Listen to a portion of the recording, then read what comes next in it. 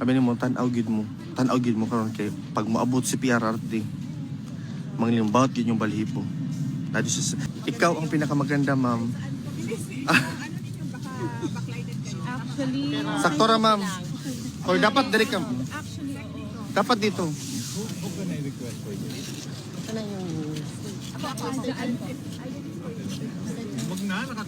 Ako na attorney.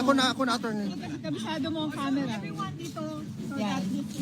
The ICC is your background.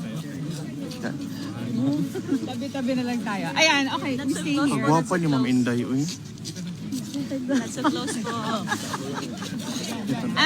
Hinto na tayo. Sige, relax. Ang lahat, no? Mamayang alas 2 ng hapon, magkakaroon ng kauna-unahang pagdinig sa kaso ni dating Presidente Rodrigo Roa Duterte. Ang mangyayari dito ay sasabihin lang siya kung ano yung kaso laban sa kanya, sisiguraduhin na naintindihan niya yung kaso niya at anong mga karapatan niya. Yun lamang.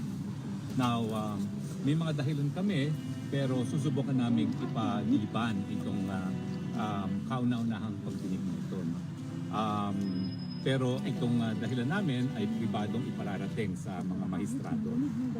Sa ngayon ay iisa pa lang ang na-recognize na lawyer, si Attorney Medialdea, no, dahil siya ngayon kasama.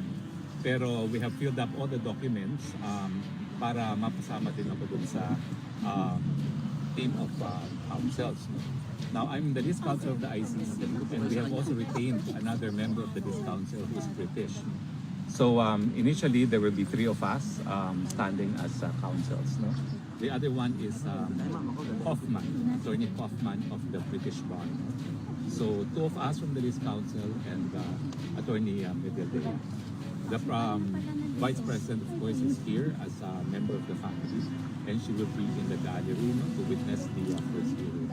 So hindi ko po alam kung mapagbibigyan yung hinihiling namin na ipagpaliban, pero wala naman akong dahilan para na naisip para hindi mapagbigyan yan kasi wala namang pupuntahan si Presidente Rodrigo Roa Duterte. Nagkaroon na siya sa kulungan dito sa Bahia.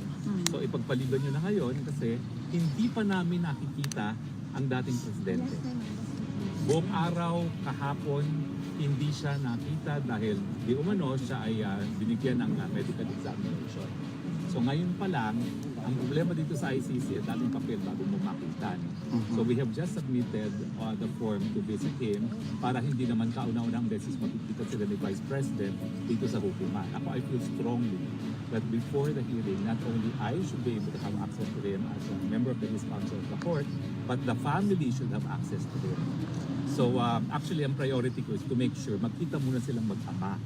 Dahil hindi pa alam ni Presidente na nandito si Vice President. No? Parang it's not proper naman na hindi alam ng ama na nandito yung anak niya. So I'm more or less attending on this first day hearing, a family matter that I want them to see each other outside of the court first so they can have a private. Attorney, what do you call the postponement? Is there a legal term for that? Wala naman, it's the same. Alam mo yun, the procedure is similar to Philippine procedure. Ang difference lang is before it arraignment and before it goes to proper trial, meron tinatawag na confirmation of charges. And in the confirmation of charges, they will establish that there really is probable cause and that there really is jurisdiction. But I do not know if I can be registered in time for the hearing today. But in addition to the postponement, if I am recognized today, and I'm not sure yet, because we just did all the papers today, I will also bring the issue of the illegality of the arrest of the former president. That should lead to the court losing its jurisdiction. And I will be citing a case law from the Constitutional Court of South Africa that an illegal arrest is sufficient to divest the court of jurisdiction. This has been tried from by the Commission of Law. In addition to the lack of jurisdiction, because we had withdrawn from our membership, and of course the preliminary investigation commenced beyond the date that we had actually proposed.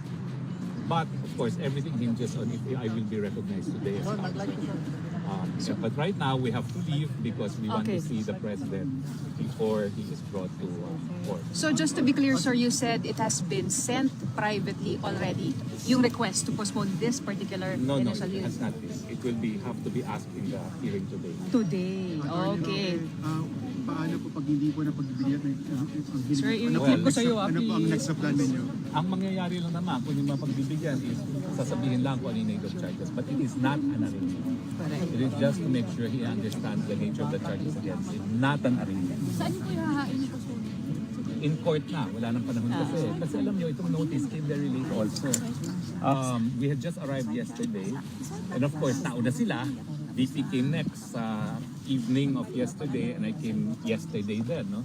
And actually yesterday we had no access to him because he was undergoing medical exam, no? And he was not here. No?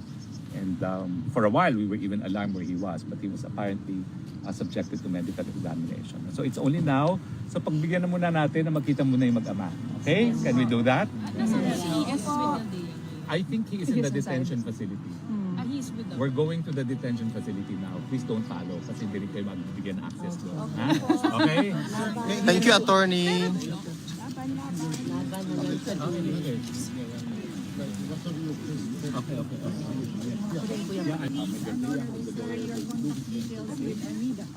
Guys, any statement lang? Any statement lang po since you haven't seen your father since you arrived pala? Is that true? As I announced earlier, we'll do the Q&A later. So Hindi pa kayo kasama niya. Okay. we'll do the Q&A later. Thank you. Meron pong bang time, ma'am, yung ano?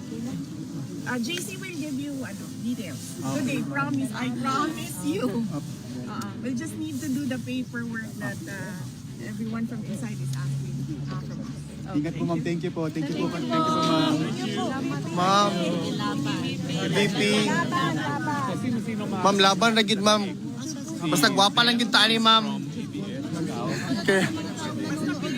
Basta Pilipina, gwapa gid ka, ma'am.